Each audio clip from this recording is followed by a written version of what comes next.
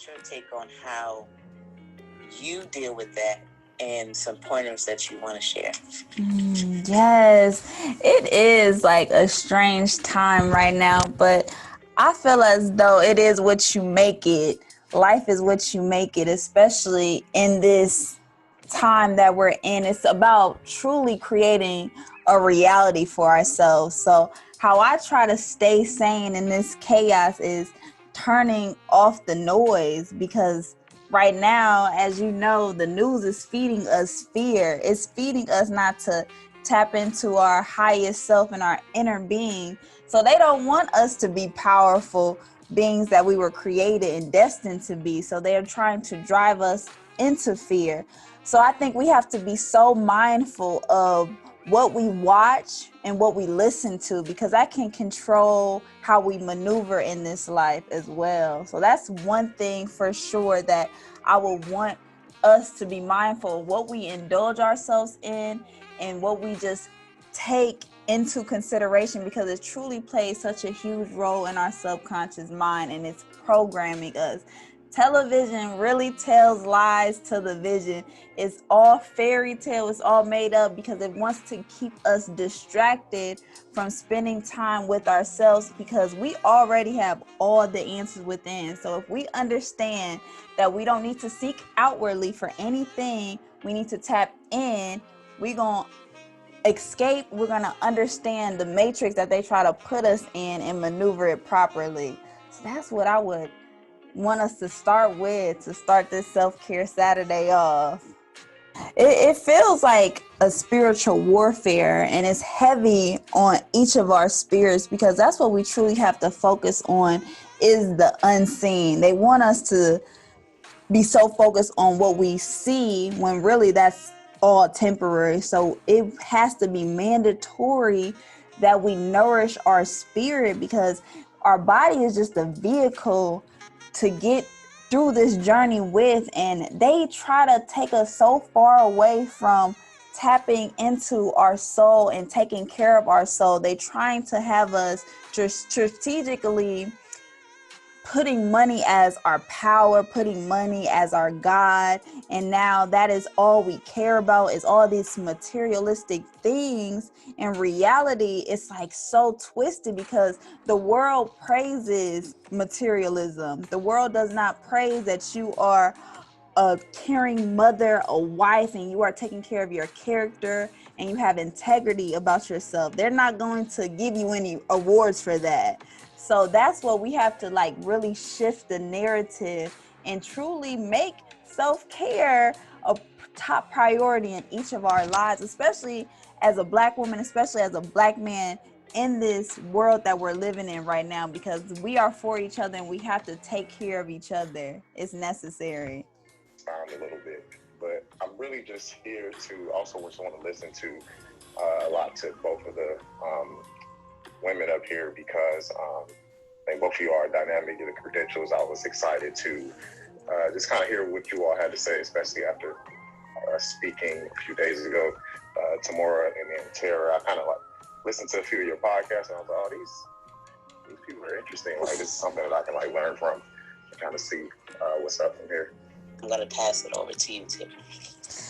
Shout out to you, because how you have just such a full schedule and you're taking care of other people, and it's so important to make sure that you are a priority as well. Like Pierre says, like how he neglected himself, because we've never been taught about nourishing our souls, nourishing our spirit, and it makes us feel guilty when we treat ourselves and we choose ourselves and put ourselves at the forefront. But in reality is, if we don't make sure that we are good first, we cannot help other people. We are going to feel resentment towards them. We're going to feel ill will, because we have been neglecting ourselves, and that is our source, and that is our God within. So we have to really listen to our intuition and say no more. Of course, society has tried to play with our subconscious mind to believe that we are being selfish when we are not when we are trying to not please other people, when we are choosing ourselves to make sure that we are good, because we cannot pour out of an empty glass. So we have to make sure that we fill ourselves up. And by filling ourselves up, how we were talking about meditation, it's so many different types of form of meditation. You can read, you can be using the bathroom, you can just be in the car, you can truly, whatever form, whatever way works for you, do it. You don't have to overthink it, and you don't have to do what everybody else is doing. Yes, you can fall asleep because you're in true thought. We have so many ideas, we have so many thoughts running through our mind. So it's just so important that you have stillness. You just turn off the noise and just connect with yourself, connect with your mind. And if you want to breathe, breathe, practice breathing. If you want to think, let that thought be, and let it be just that. But if you are having a hard time of shutting off the noise, then get into gratitude. It's so important to make a gratitude list and having this gratitude for attitude. So when you are in your stillness, say that you are thankful. How you make your affirmations, like, is so powerful. We have to be mindful of the words that we speak to the universe, because it can play with such a huge role in our reality. So we should never play small. We should never say we doing a little this, a little that. We should step boldly in our truth and speak so proud of ourselves. You know, being humble, they got us playing small, but you really have to just show love to yourself. Be proud of ourselves. It's like, when the last time you just looked in the mirror and told yourself you love you today? We don't do it enough. We don't tell ourselves how proud we are. So we have to get in the habit, when we are brushing our teeth, to look yourself in the face and tell yourself how much you love you. And I'm going to pass it to you. I'm going to drop that mic right now. Yes. Same. Pick up that mic. Pick it up. Thank you for coming out. One of the reasons why I wrote Self-Love Manual is because I understand the importance of being a reader, because that makes you into a leader. Now that platforms are expanding, it's really off of communication. All this chat is Clubhouse. This is what the new thing is called. Clubhouse is everybody is talking. It's audio. So some people are listening, and that's a form of great communication. And some people are able to speak and comprehend their story and talk to other people and connect. But it's so important to develop communication skills, because right now, of course, that is what they're trying to eliminate, the human to human interaction from each other. I feel as though that 2021 is going to make a lot of people more awkward.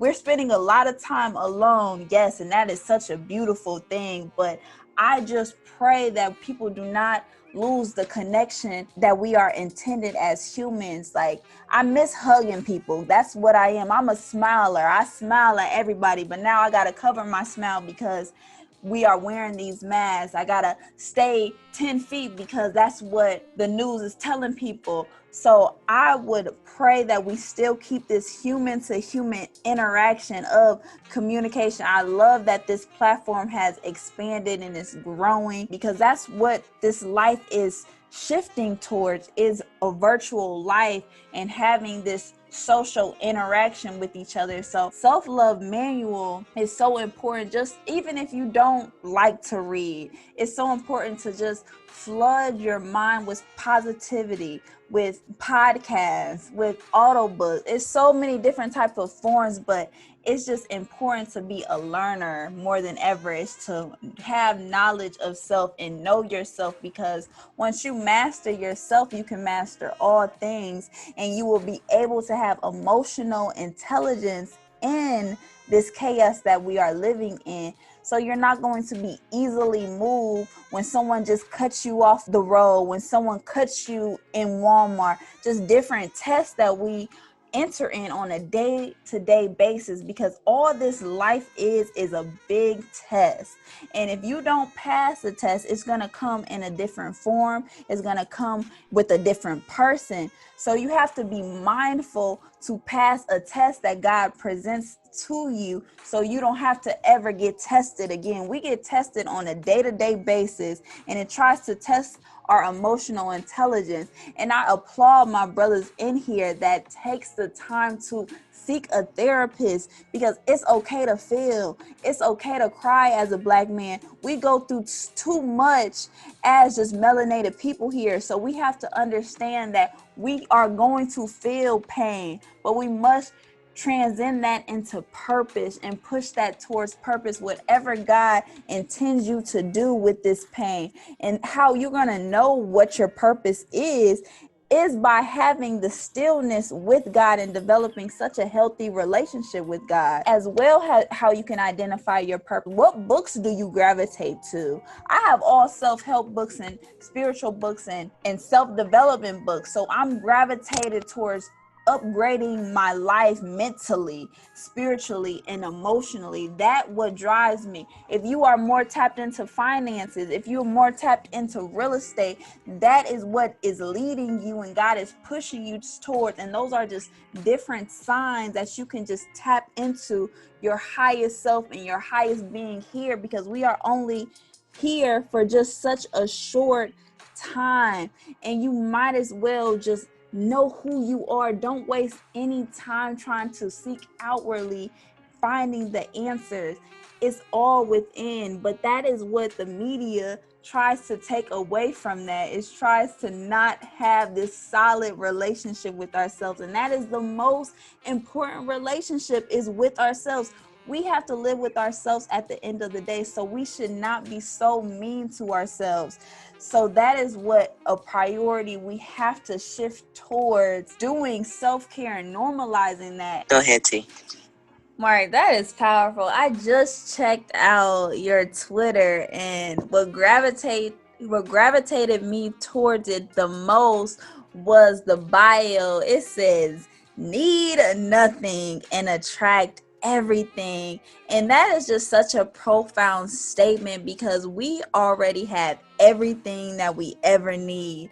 But of course, they got us feeling like we are less than, and social media can play such a huge role in the way we maneuver in this reality to make it seem like we are lacking something, and we are not lacking anything. We are so powerful. We are so divine. And once we realize and get our self-esteem back intact, and I want us to touch on just building our confidence, because that is where we lack at the most. They have smashed us down to make us seem like we are not enough, and we have lost our confidence. We sometimes feel like they got us thinking that we are conceited when we are just praising and just loving ourselves, when really, when you are a confident being, you are confident because you have been gaining the tools, you have been gaining the resources, you have been gaining the knowledge. Now you're able to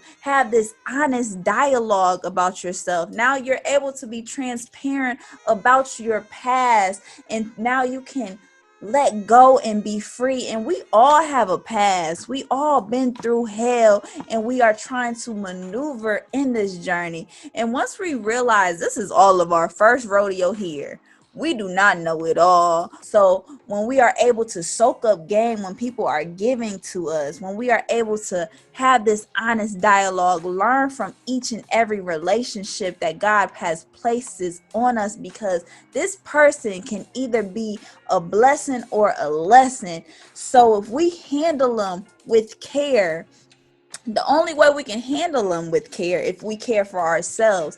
I feel like once I have developed such a strong bond with myself, now I have so much love for other people, and I can love them properly because I love myself properly. I have so many healthy relationships, and I can maintain healthy relationships because I have a healthy relationship with myself first. So once we have a healthy relationship with our first, this is when business partners come about. This is when healthy spouse relationships come about. your relationship with your kids are going to be more healthy. But it all starts with us, and they do not teach us this in school. So we have to unlearn and relearn so we can get back on track, so we can get back to our truest source of self and enter into this world, because all we truly got is ourselves, and our mind can sometimes be our enemy. So we have to be careful of the word and be careful of how we perceive this reality, because we are the controllers. We are the creators to a brighter, blissful life, and this can be heaven or it can be hell, and it's all in the mind. So that's what we have to start at. You're welcome. And then, spilling over into tea. You got to give people flowers while they live, man. I swear. Wow. And I'm going to try not to cry when I talk about her, man. So I've been following you for a while, and her page is a motivator for me. There's been times where I've just was like not in a good space because I took on other people's problems. I'm a serious empath. So with me, I go to her page every morning after I do prayer and after I meditate. And T is always going to say something that's going to resonate with me every time. And I end up retweeting it. And I always tell her that we are each other's reflection, because that's what it is. When people bless you with a soul that is just like yours, we might not have the same mother, but we have the same energy and the same intentions for our people. And so I just want to thank you for pouring into my life and for exceeding the limits. And when I say that, is using your gift to exceed the limits, to share your gift with other people. I am grateful for your energy. I am grateful for your love. I'm grateful to God for using your gift all around others and myself. I'm going to give you my book when it's published, and I'm going to sign it, and I'm going to say that I love you, and I thank you for helping me finish the last bit of my book. And I was going to share that with you after we get off the call, because I was so full with writing it, and I'm exuding tears right now, because you guys, when it's hard for you to find genuine people on this earth. And so when your soul resonates with other people, it just says a lot. So thank you, T. I love you. I love you, Queen, so much, because the way you have impacted my life in tremendous ways is truly incredible. Just this divine meetup that you have created for all of these like-minded people are on this platform gathering, talking about nourishing our spirits and nourishing our souls.